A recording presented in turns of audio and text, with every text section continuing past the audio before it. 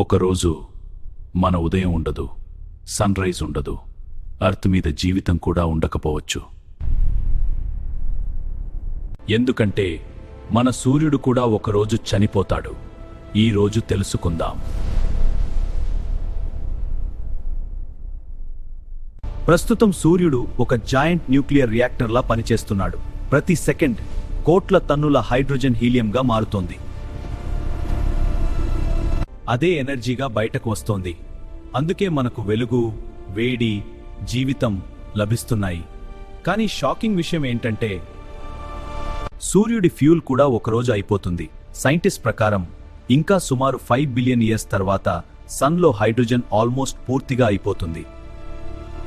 అప్పుడు sun unstable అవడం మొదలవుతుంది. దాని ఔటర్ లేయర్స్ ఎక్స్పాండ్ అవుతూ అది ఒక రెడ్ జాయింట్గా మారుతుంది. రెడ్ జాయింట్ ఫేజ్లో సన్ సైజ్ చాలా పెద్దదవుతుంది.